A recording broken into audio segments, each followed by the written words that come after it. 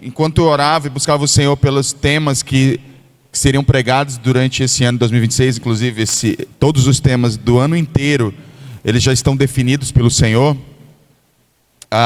O Senhor ele nos deu esse tema no mês de fevereiro, até porque também ele foi intencional. Em março, nós temos encontro com Deus. Então, em fevereiro, a gente passa o mês inteiro deixando Deus ministrar os nossos corações para que a gente viva o nosso chamado. Em fevereiro, em março, a gente coloca isso em prática, a gente ganha vidas para Jesus, a gente prega o Evangelho, a gente faz convite para que o reino cresça. Eu gosto sempre de usar a palavra reino cresça, eu não gosto de usar a palavra que a igreja cresça, né? Porque isso dá uma ideia institucional, e não é necessariamente nisso que eu penso quando penso em crescimento. Eu não penso nessa, embora eu queira, não estou dizendo que eu não queira, mas essa não é a prioridade.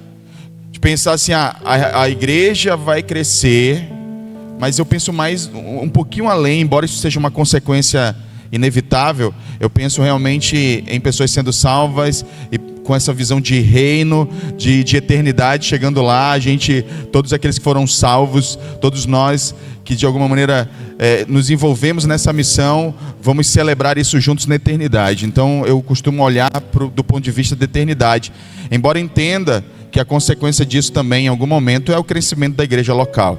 Uma coisa é resultado de outra. Então, que a gente abra, que nós possamos abrir o nosso coração para o que Deus está falando. Essa direção, ela vem do Espírito. Significa dizer que Deus quer usar você. Bom, vamos ler Atos 9, verso 20 até o 22, diz assim: logo começou a pregar nas sinagogas que Jesus é o Filho de Deus. Todos os que o ouviam ficavam perplexos e perguntavam: não é ele o homem que procurava destruir em Jerusalém aqueles que invocam este nome? E não veio para cá justamente para levá-los presos aos chefes dos sacerdotes? Todavia Saulo se fortalecia cada vez mais e confundia os judeus que viviam em Damasco, demonstrando que Jesus é o Cristo. Vamos fechar os nossos olhos e vamos orar agora em nome de Jesus. Pai, nós queremos colocar nossas vidas diante do Senhor mais uma vez, queremos pedir que o Senhor nos traga a revelação da sua palavra, que essa seja uma noite edificante, uma noite de ensino, que os nossos corações eles estejam abertos e dispostos a ouvir e obedecer a sua voz, que todas as resistências que normalmente surgem em decorrência de preocupações, sensações, desejo de conforto ou qualquer outra coisa que nos impede de viver o teu chamado, que seja removido não por mim e nem por qualquer ação humana, mas pelo teu Espírito, pelo ouvir da palavra de Deus, que vai produzir a fé necessária para que homens e mulheres aqui se posicionem espiritualmente em seus chamados. É o que eu lhe peço em nome de Jesus. Amém e amém. A semelhança da semana passada, eu escolhi um outro personagem. Na semana passada nós meditamos sobre a vida da mulher samaritana, uma mulher improvável, que tinha uma série de dificuldades, de problemas na sua alma, oriundas de problemas que ela vivenciou a vida dela inteira e que Jesus intencionalmente resolveu encontrar com ela, para fazer dela uma testemunha viva, para que ela pudesse anunciar o Evangelho. O final da história dela é que ela termina anunciando para toda Samaria e ganhando aquela cidade para Jesus. A mesma coisa acontece com Paulo, só que o mesmo princípio se aplica, mas por um caminho diferente. Então, nós vamos hoje ver o caminho que Deus tomou com Paulo. Na semana passada, a gente meditou sobre alguém que se sente inapto, inapropriado, rejeitado. E aqui nós vamos ver alguém que já tem uma outra postura em relação à fé, mas que Deus também precisa alcançá-lo. Então, comecei com Atos 9, 20 ao 22, porque esse aqui é o resultado final. Eu estou começando pelo final, depois eu vou para o começo e vou voltar para o final de novo, no fim da mensagem. Mas o que acontece em Atos 9? Atos 9 começa, Paulo ele pede uma carta dos sacerdotes para ir prender cristãos na estrada de Damasco. acontece algo inesperado com ele. O Rei da Glória resolve então se revelar a ele. E aí nós temos em Atos 9,4 a frase: Paulo, Paulo, por que me persegues? E é interessante aqui a gente entender que é a primeira vez que Cristo se identifica com a igreja, porque Paulo não seguia necessariamente Jesus, mas todos aqueles que professavam fé em Jesus. Então Jesus está dizendo: olha, quando você persegue a igreja, você me persegue. E ele se identifica com a igreja. Paulo ali tem um momento, uma experiência com Jesus. E aí eu vou depois entrar um pouquinho mais nessa história. Mas a gente sabe que ele fica cego, ele cai do cavalo, ele fica cego, ele é orientado aí para um determinado lugar. Ananias vai lá, vai orar com ele, ele vai recuperar a visão. Logo depois que ele recupera a visão, a Bíblia diz que ele come e bebe, se fortalece fisicamente, e então o verso 20 entra em ação. Logo começou a pregar. E não foi algum tempo depois, olha, não foi, eu vou esperar, eu vou resolver algumas questões da minha vida e depois eu prego. Não, ele simplesmente, depois de ter uma experiência com Cristo, ele se sentiu impelido a pregar. E isso é muito interessante, né? E a gente volta a dizer, embora nós conheçamos Paulo como um grande teólogo, porque ele de fato doutrinou a igreja em muitas das doutrinas que nós hoje vivemos, mas não foi assim desde o começo do seu ministério. Ele, como qualquer outra pessoa, ele pregava a experiência que ele teve com Jesus Cristo. E aí a palavra de Deus diz que logo ele começou a pregar nas sinagogas. Aí as pessoas que ouviam ficavam perplexas. É engraçado que no verso 20 ele diz: logo começou a pregar nas sinagogas. E no verso 22 diz: todavia Paulo se fortalecia cada vez mais e confundia os judeus que viviam em Damasco, demonstrando que Jesus é o Cristo. No primeiro ele prega. Na segunda oportunidade ele demonstra. Existe aqui um processo de amadurecimento. E a grande verdade que isso fica difícil para a gente entender é porque entre o verso 20 e o verso 22 tem um tempo de 3 anos. Paulo, isso aqui não, a gente pode cometer o erro de achar que isso aconteceu muito rápido, porque quando a gente vai continuando a leitura, a gente descobre, por exemplo, que alguns judeus helenistas já queriam matá-lo, e que ele já tinha discípulo que queria ajudar ele a fugir. Peraí, como é que isso aconteceu? Paulo acabou de converter, ele já tem discípulo? Não, é porque há realmente um espaço de tempo aqui, que a gente vai entender lá em Gálatas. Gálatas descreve esse espaço de tempo, porque ele vai pregar na Arábia, ele passa um tempo pregando na Arábia, aí depois ele volta para Damasco, e quando ele volta para Damasco mais maduro, agora já com uma certa experiência, um tempo de campo, pregando a palavra, agora ele volta demonstrando que Jesus era o Cristo. E ele faz isso. Como é que se demonstra Cristo? Demonstra Cristo você vivenciando os princípios da palavra, vivendo em obediência, demonstração de poder espiritual, enfim, de várias maneiras. Mas o que nós temos visto aqui? Isso aqui é interessante para o propósito da nossa mensagem hoje, que ele começou a pregar sem qualquer preparo, porque esse tem sido um grande impedimento para muita gente testemunhar e anunciar quem Jesus é. Eu não estou preparado. Pois bem, a gente viu pela mulher samaritana, nós vimos pelo exemplo também de Filipe com Natanael, que anunciar Jesus não exige preparo. Se um dia você tiver que dar aula de teologia, talvez isso exija preparo de você. Mas anunciar e proclamar Jesus não exige preparo, exige só disponibilidade. Exige só que a gente reconheça quem Ele é e o que fez na nossa vida, para que a gente se disponha a ir. Então, não tem a ver com preparo. Eu costumo dizer que você se propor a anunciar Cristo não tem a ver com as habilidades, tem a ver com a sua gratidão, com o quanto você ama Jesus, o quanto você já entendeu dessa graça que foi liberada sobre a sua vida. Normalmente, se a gente não entende, obviamente, se a gente ainda anda de forma muito religiosa, a gente tem dificuldade de fazer isso. Mas o objetivo da mensagem é que você comece a perceber quão bom Jesus é comigo e com você. Eu quero mostrar para vocês como esse grande proclamador, que ele é reconhecidamente, depois de Cristo, a maior figura, talvez, do cristianismo, ele não foi assim desde o início. Embora ele tivesse algum preparo intelectual, existia um aspecto na vida de Paulo que precisava ser tratado justamente por conta desse aspecto, que era a sua arrogância, o seu orgulho. Mesmo depois da sua conversão, Paulo teve que orar 3 vezes para remover um espinho na carne. Alguns acham que é uma doença, outros acham que é o orgulho. Enfim, seja o que for, existem indícios de que Paulo carregava consigo um certo orgulho por conta do seu intelecto, da sua posição judaica. O apóstolo Paulo, ele chegou, quando ele vai descrever muitas vezes as suas características, dar o seu currículo, ele faz isso. Por exemplo, em Filipenses capítulo 3, nos versos 5 e 6, ele diz o seguinte, coloca aí na tela. Ele coloca o seu currículo, finalmente, verso 5.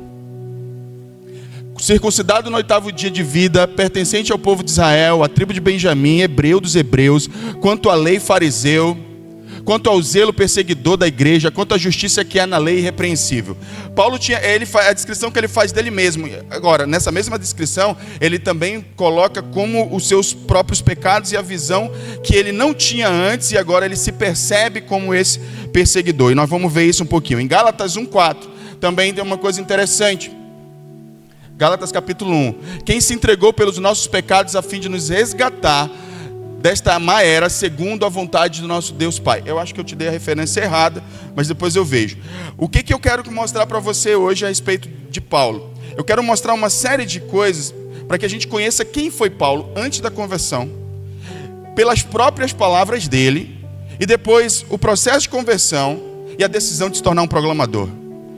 Se na mulher samaritana nós tínhamos uma série de pessoas que, por conta do seu histórico, do seu passado, com o pecado, se sentiam inadequadas, incapazes, rejeitadas, abandonadas, incapazes de fazer a vontade de Deus, e o Senhor mostra pela história dessa mulher, porque boa parte de nós pode se identificar com ela. Ele pode nos comunicar de que ele nos escolheu, também pode comunicar aqueles que têm uma postura mais crítica, que acham que são moralmente bons, que eles conseguem dar diagnóstico de tudo, a respeito de tudo, eles apontam o que está de errado na vida de todo mundo.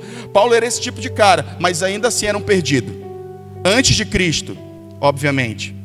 Porque nós não estamos falando de um homem que não conhecia Deus. Ele matava cristãos em nome de Deus. Ele era extremamente zeloso. Ele foi criado aos pés de Gamaliel, um dos maiores. Gamaliel era filho de Léo, um grande sumo sacerdote da época dos judeus. E ele foi. É como se ele tivesse estudado no Lato Senso aqui em Manaus, entendeu? Na melhor escola, com o melhor professor. E era um cara extremamente inteligente, poliglota, falava mais de um idioma. E aí ele foi criado para ser um grande líder judaico. Só que todo esse zelo dele era sem conhecimento. E ele mesmo diz isso, que todo zelo sem conhecimento gera violência. E aí ele, zeloso desse jeito, ele começou a perseguir a igreja. E aí a Bíblia faz algumas descrições de quem era Paulo. Talvez alguns de nós se identifiquem com ele. E aí a gente precisa então abrir o nosso coração para isso. A primeira descrição que a Bíblia faz a respeito de Paulo é que ele é como uma espécie de uma fera selvagem. Atos capítulo 9, verso 1, diz assim o texto: enquanto isso, Saulo ainda respirava ameaças de morte contra os discípulos do Senhor, dirigindo-se ao sumo sacerdote. Essa frase junta aí, respirava ameaças, é a figura de uma fera selvagem que está pronta para atacar e pegar sua presa. Então o próprio apóstolo está descrevendo, aqui no caso Lucas está descrevendo a respeito de Paulo, de que ele era essa fera selvagem, que ele estava pronto para matar quem fosse necessário em nome de uma religião, de uma falsa moral, de uma moral distorcida, de um zelo que não era baseado na verdade. Em 1 Timóteo, no capítulo 1, no versos 12 e 13, ele se define como perseguidor e blasfemo. Quando muitos de nós, eu acho interessante 1 Timóteo 12 e 13, porque ele diz assim, dou graças a Deus, dou graças a Cristo Jesus, o nosso Senhor, que me deu forças, me considerou fiel, designando-me ao ministério. A mim, que anteriormente fui blasfemo, perseguidor e insolente. Deus, porém, foi misericordioso comigo, pois sendo ignorante, agi em incredulidade. Enquanto a maioria de nós usa o nosso passado como desculpa para não cumprir com o nosso chamado, Paulo usa o seu passado como uma mola propulsora para cumprir o seu chamado. É como se ele olhasse e dissesse assim, bom, eu tinha uma vida completamente destruída e eu recebi uma segunda oportunidade, então eu não posso desperdiçar. É um privilégio para mim ser escolhido depois de tudo que eu fiz, da vida que eu vivi, da vida que eu levei. Agora, deixa eu te fazer uma pergunta. Você acha que esse privilégio está reservado ao apóstolo Paulo? Lógico que não. ele também se estende a mim e a você. Da mesma maneira como Paulo pode olhar para a sua história, para o seu passado e dizer assim, ó, eu fui comissionado por Deus e sou grato. Logo eu, que antes era isso. No caso de Paulo, ele se vê como blasfemo, perseguidor, insolente. Como você se vê? Você pode olhar para a maneira como você se enxerga, dizendo, ainda que eu me veja dessa maneira, Deus ainda me chamou. Eu não estou dizendo com isso que você deve permanecer como está, mas eu estou dizendo que, como eu falei na semana passada, quando você se envolve com o seu chamado, você vai passar por um processo de santificação que é inerente a você cumprir o seu propósito. Paulo foi aperfeiçoado. Você percebe que essa dinâmica ela é constante na Bíblia? Todo homem de Deus e mulher de Deus que quer continuar crescendo e quer viver uma vida profunda em Deus, a primeira coisa que eles fazem é se envolver com a pregação do Evangelho. Eles vão anunciar quem Jesus é e o que Jesus fez em suas vidas. Eles não vão dar aula de teologia. Eu gosto muito de frisar isso, porque a gente tem usado um argumento inócuo, que não faz sentido, que está baseado no medo, e são argumentos assim, simplesmente para que a gente possa fugir desse chamado, mas que não fazem sentido algum, porque Deus não está te chamando para você dar aula de Deus, mas para falar sobre Ele. O que Ele fez na sua vida que você pode contar? Não há nada na sua vida que você possa compartilhar com alguém? Então Paulo se sente privilegiado, depois de olhar para o seu passado e dizer, mesmo assim Ele me escolheu. Eu te pergunto, por que você não faz o mesmo? Porque eu estou aqui, em nome de Jesus. Em nome de Jesus. Em nome de Jesus é representatividade. Depois de buscar o Senhor me colocou aqui para dizer para você que apesar do seu passado, Ele te escolheu. Agora você pode continuar usando o teu passado como desculpa, ou você pode usar o seu passado como mola propulsora. Porque você pode olhar como Paulo, deixa aqui, ó. A mim, que anteriormente fui blasfemo, perseguidor insolente. Você pode transformar esse texto para a sua realidade. Você pode reler esse texto a partir da sua realidade. Ele escolheu a mim. Sou privilegiado porque Ele escolheu a mim. Porque eu outrora era adúltero, mentiroso, ladrão. Mas eu, depois de conhecer a Cristo, Ele me deu uma segunda oportunidade. E eu posso agora viver o meu chamado. Isso é privilégio. É curioso que Paulo ele vive a vida exatamente dessa perspectiva.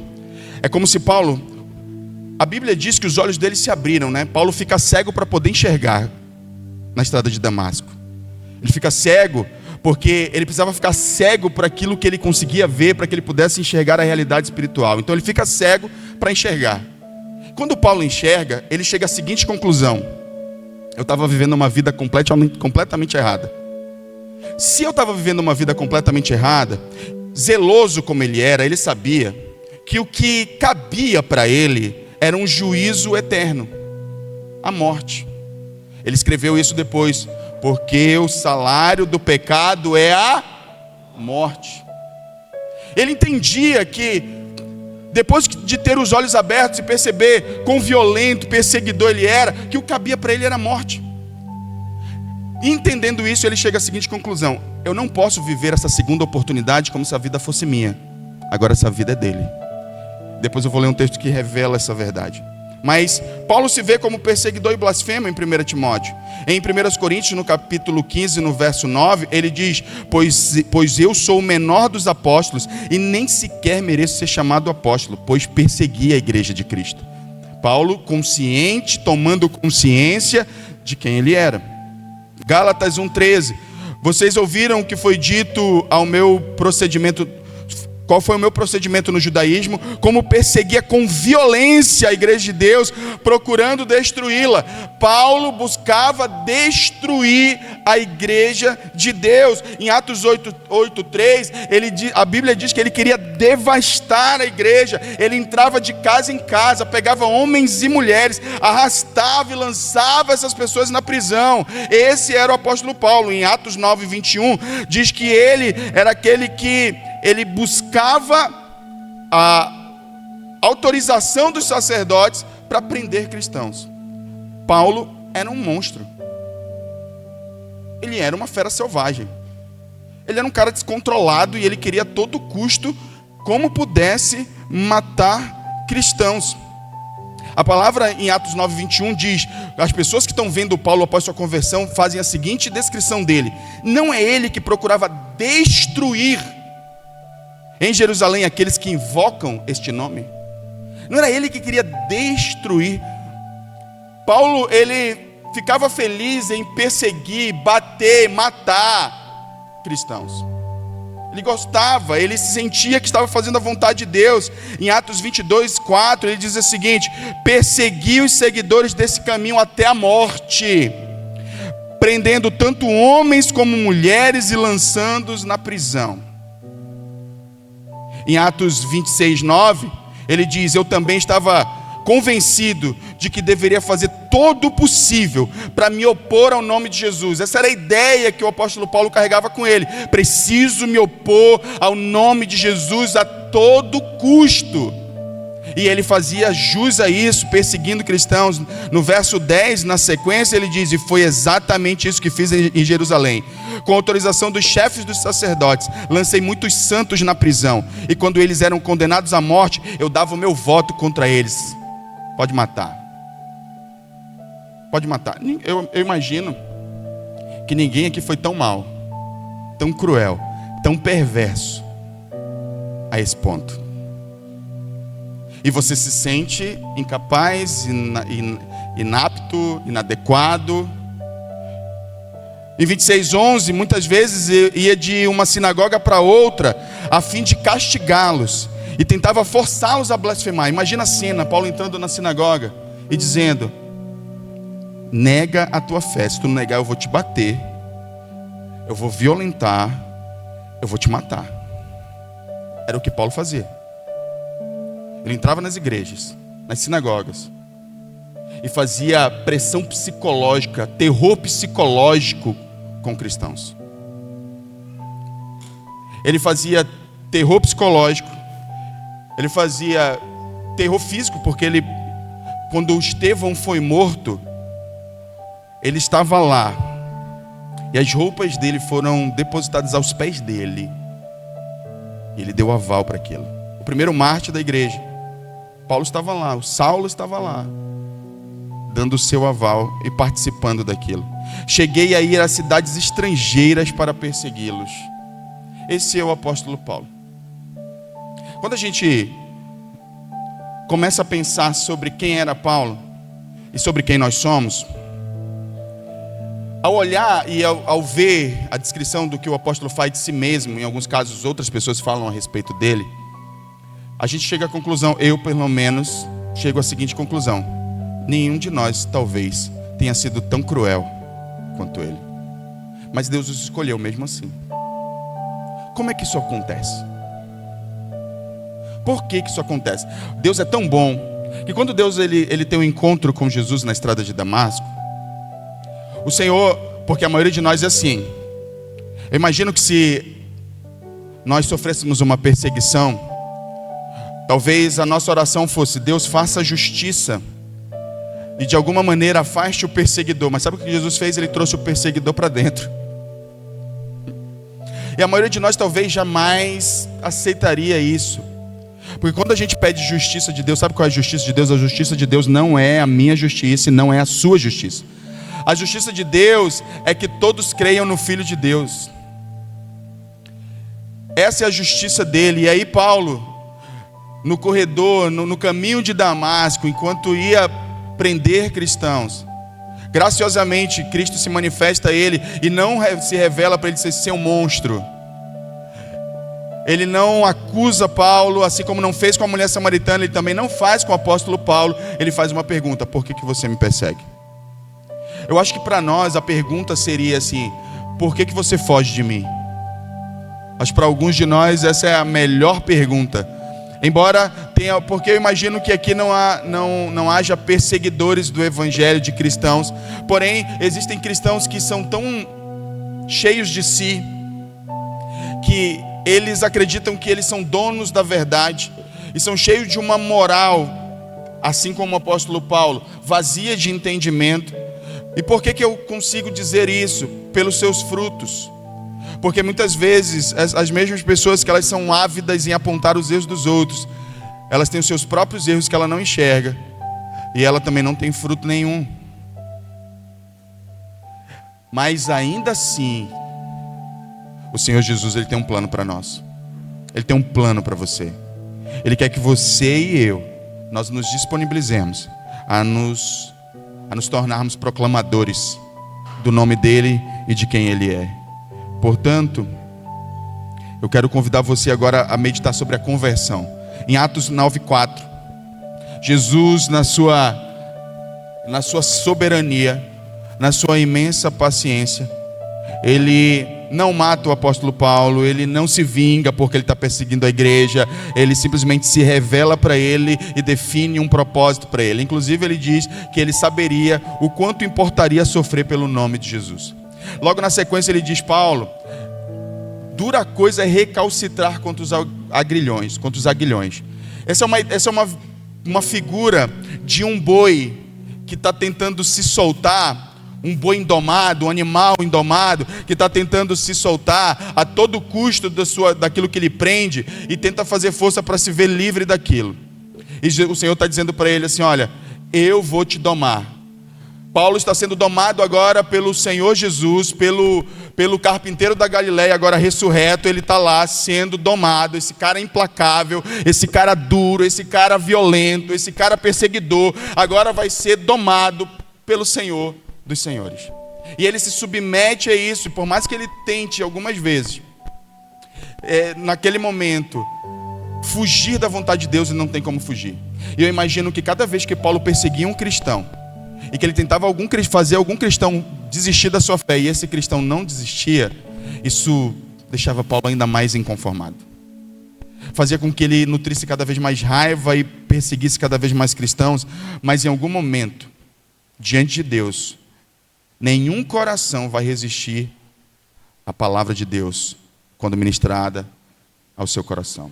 E o Senhor, Ele quer se revelar para você da mesma maneira como se revelou para Paulo, ou já se revelou e falta você tomar a mesma atitude que o apóstolo Paulo. O Paulo se torna o proclamador. Depois de ter os seus olhos espirituais abertos, ele percebe que ele não era tão bom, que ele era uma pessoa má. Paulo entende que ser salvo não daria outra escolha senão falar daquilo que ele vivenciou, proclamar, anunciar, pois o justo naquele encontro de Paulo e Jesus era ele sofrer a justiça dos seus atos, porém ele recebe graça. E eu gosto de definir graça da seguinte maneira. Eu ouvi uma historinha que define muito bem graça. Graça, a gente sempre ouviu o conceito de graça, que graça é um favor não merecido.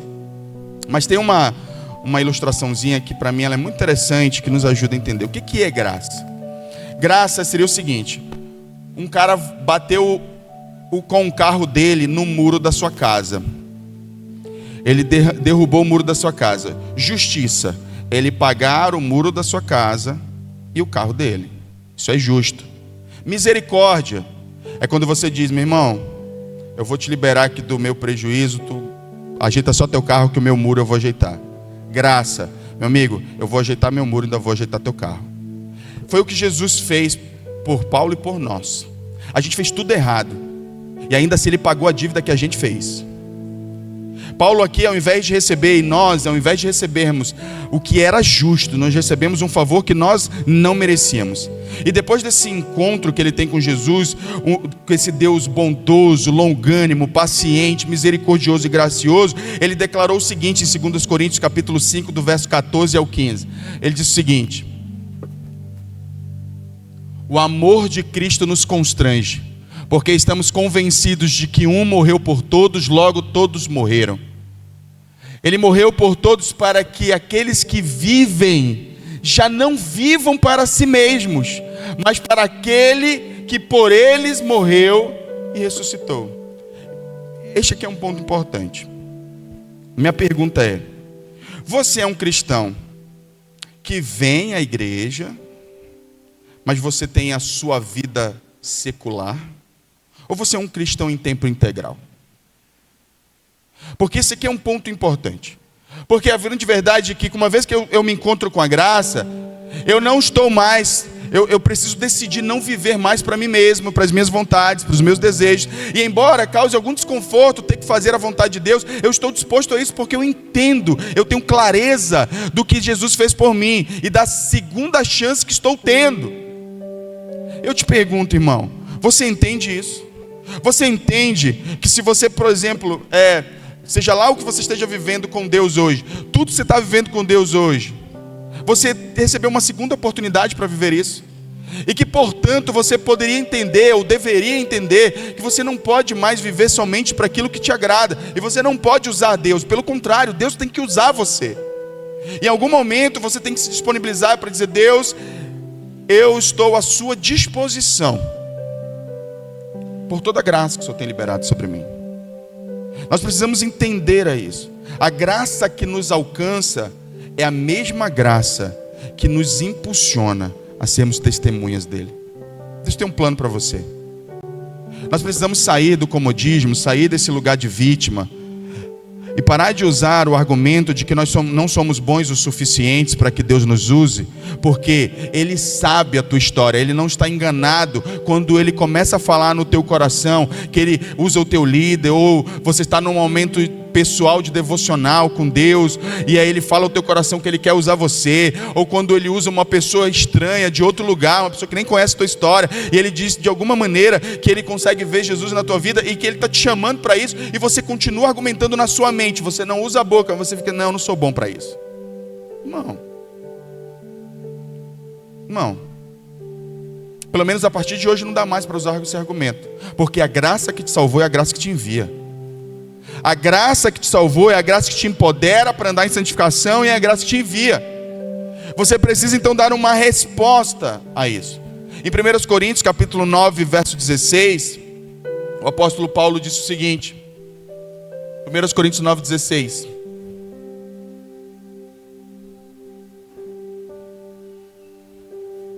Coríntios 9, 16. Contudo, quando prego o evangelho, não posso me orgulhar, pois me é imposta a necessidade de pregar. Ai de mim se não pregar o evangelho. Essa imposição, ela não é externa, ela é uma imposição interna.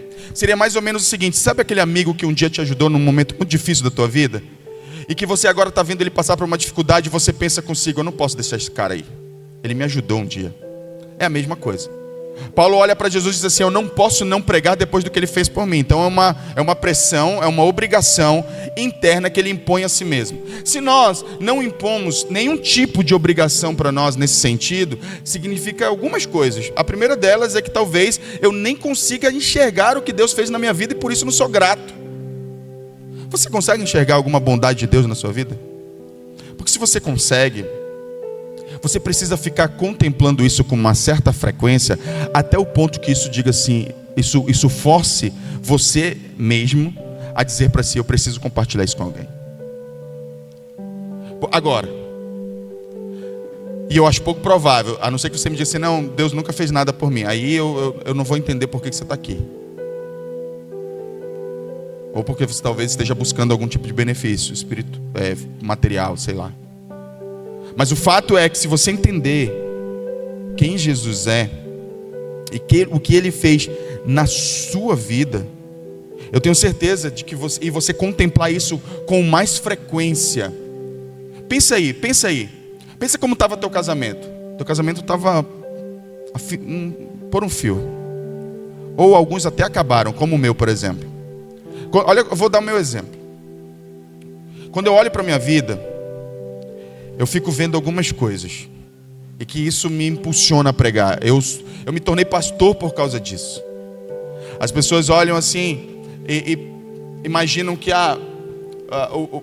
nós somos pastores porque temos algum tipo de facilidade. Não, é um tipo de revelação, de entendimento que parte da gratidão, que parte do entendimento de que a gente foi salvo quando nós não merecíamos ser salvos. Então eu olho para a minha vida e eu vejo quem eu era, o que eu fazia, mentiroso, com uma série de vícios, com uma série de pecados nas costas. Eu tinha desejo de ter uma família, eu não podia ter filhos, e o Senhor fez um milagre na minha vida.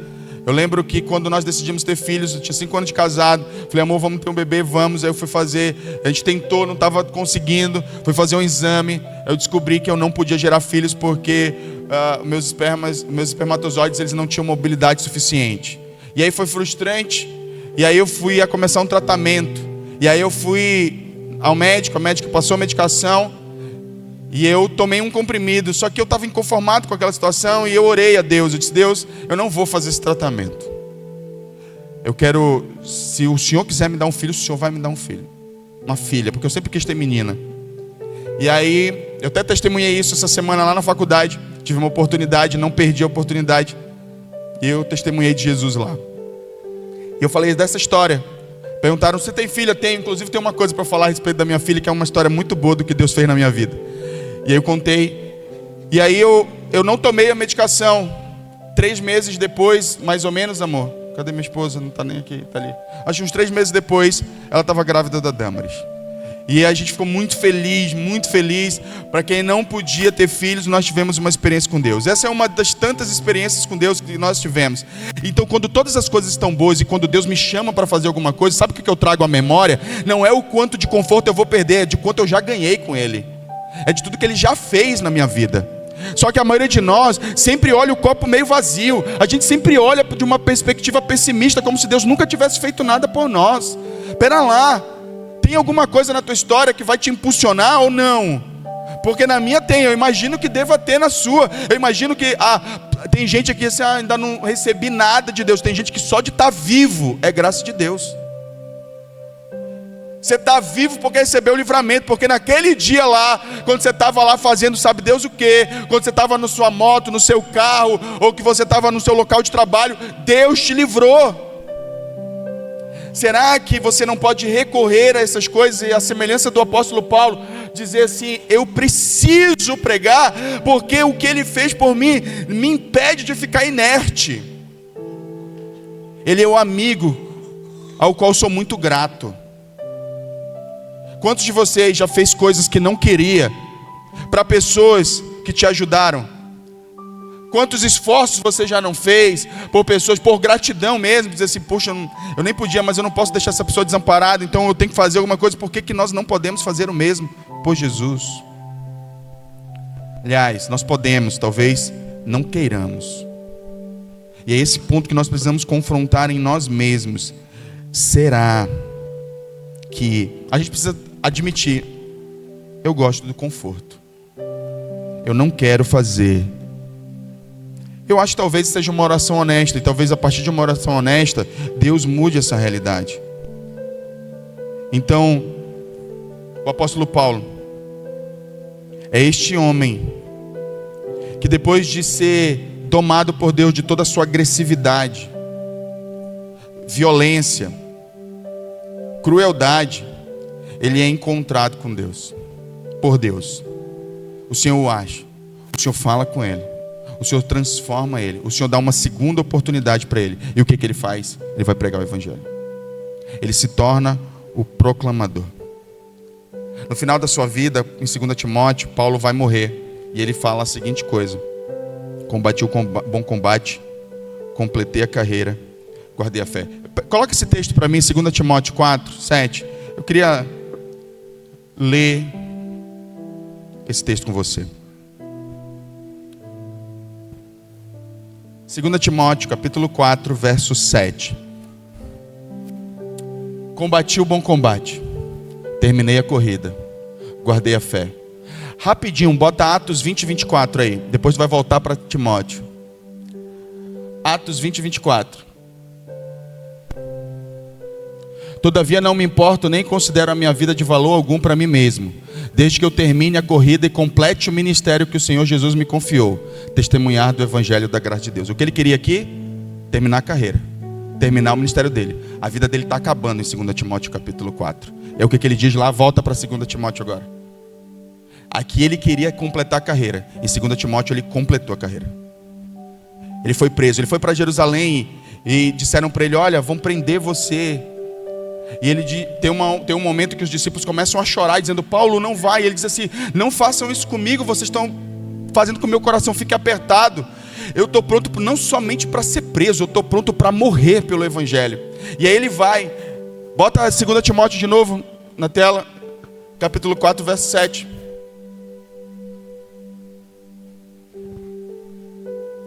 Nesse texto ele diz então: combati o bom combate, completei a carreira e guardei a fé.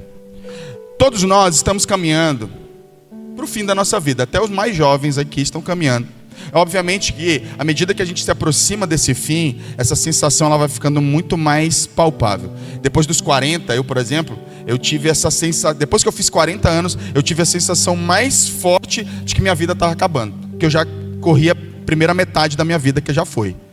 E aí eu comecei a refletir sobre o que eu estava fazendo com a minha vida. Talvez a maioria de vocês, por serem jovens, não pensam sobre isso, mas vai chegar um momento, e aí fica um conselho, porque assim, é muito bom quando você toma a decisão o quanto antes, porque você vive uma vida com menos arrependimentos. Quando eu ouço Paulo, quando eu leio esse texto, eu sempre carrego no meu coração um sentimento de satisfação e plenitude. É alguém que viveu a vida sem arrependimentos. Sabe, não importa o quanto você errou no seu passado, o seu passado ele não pode te definir. Isso você ouve, isso é até clichê falar isso, mas isso é um fato. Você precisa então, a partir de agora, decidir quais as lutas você vai lutar. Porque tem gente aqui que continua lutando as lutas erradas. Você continua lutando pelas coisas erradas, irmão. Você continua lutando para ter melhores condições, você continua lutando para ter um casamento melhor, você continua... Eu não estou dizendo que essas coisas por si só são erradas, estou dizendo que elas não são prioridade. Se você acertar a luta, os resultados que você espera, eles vão acontecer. Se você combater o que é para combater, se você viver aquilo que Deus chamou para viver, você vai experimentar a graça de Deus no nível que você ainda não experimentou e que você vem lutando há anos para vivenciar e não consegue na força do seu braço. É porque você luta as lutas erradas. Você precisa escolher as lutas certas. Paulo diz então que ele completou a carreira e guardou a fé, diante de todas as ameaças que Paulo sofreu. Paulo, logo quando ele se converte, alguns anos depois, ele já é ameaçado de morte, lá em Atos, que nós lemos no capítulo 9. Lá em Filipenses, no capítulo 1, no verso 12, ele diz assim, que todas as coisas que me aconteceram têm contribuído para o crescimento do Evangelho. Se a gente perguntasse, Paulo, que coisas são essas que têm te acontecido? Paulo diria que ele foi rejeitado em Jerusalém, ele sofreu um naufrágio, foi picado por uma cobra em Malta, passou muitas noites em jejum, em frio, nudez, enfrentou uma série de circunstâncias difíceis, inclusive aqui no fim da vida dele. Bota no verso 8 aí. Verso 8. Verso 8. Agora está reservada para mim a coroa da justiça que o Senhor, justo juiz, me dará naquele dia.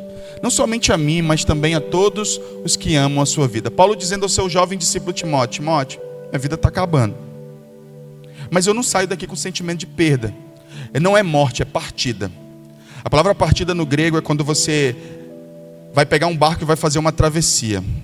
Então Paulo está dizendo assim, eu vou fazer a minha última viagem de volta para casa. Então ele não tem um sentimento de que as coisas estão acabando, mas de que elas vão começar em outro nível, em outro lugar.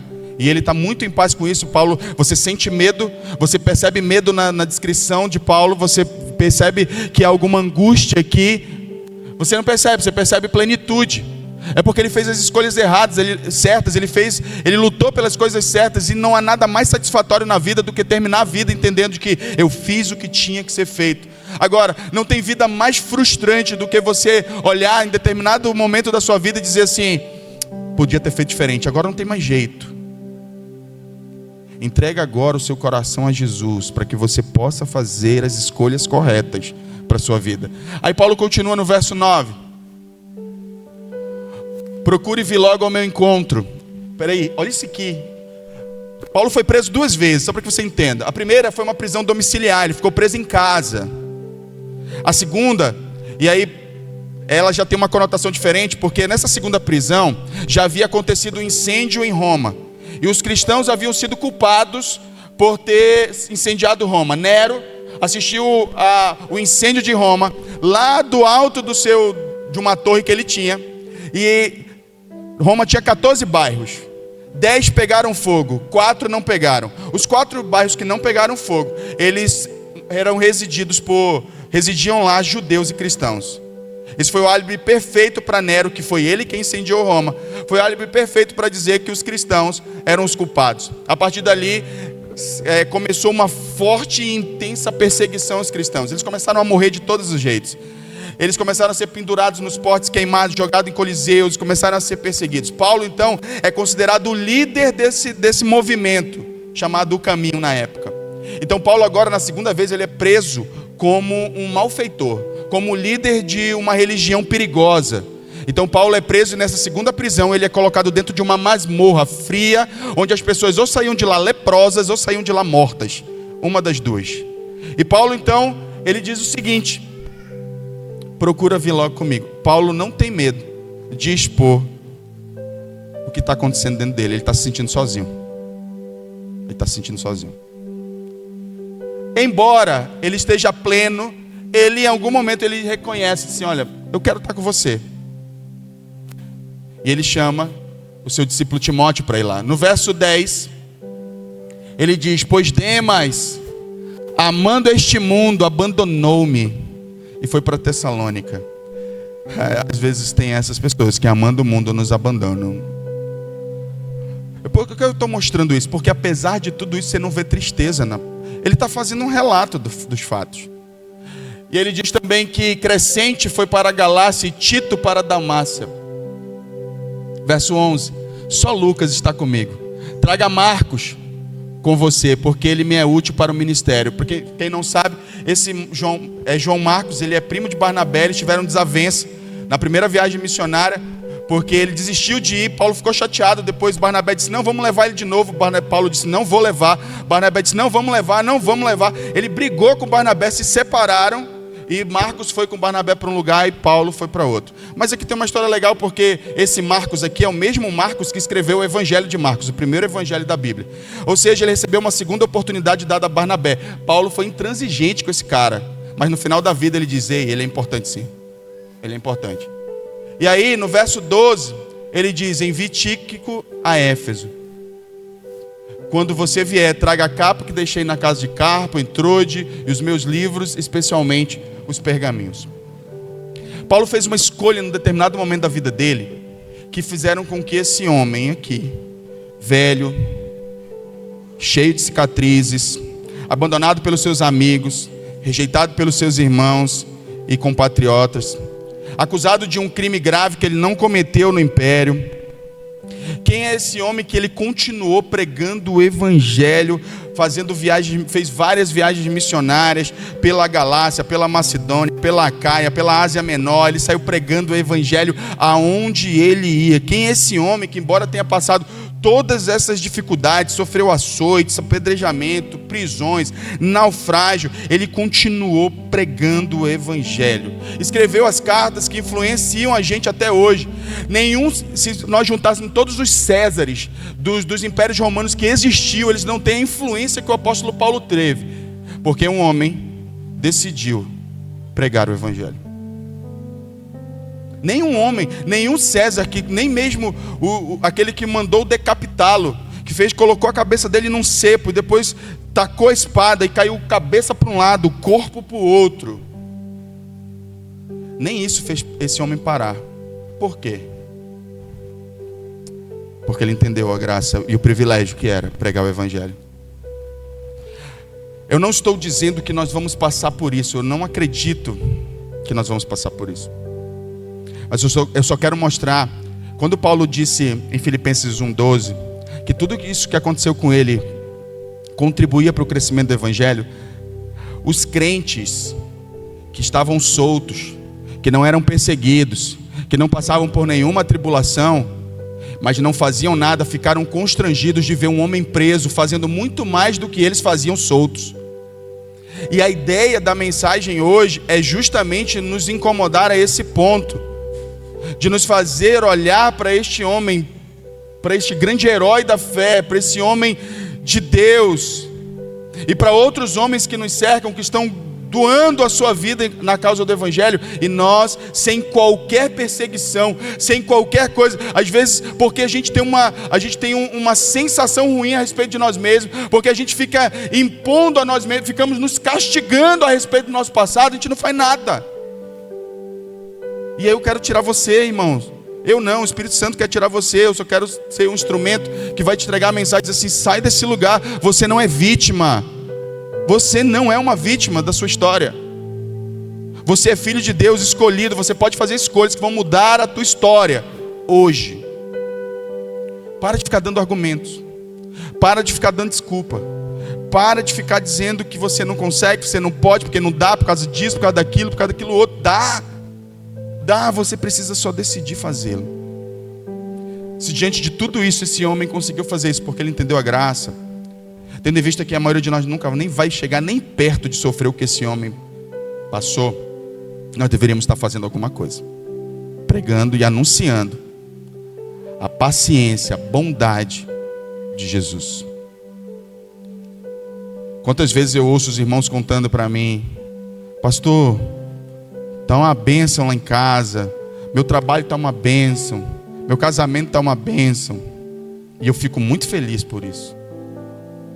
Mas eu também quero te perguntar: e você está fazendo o que por Jesus?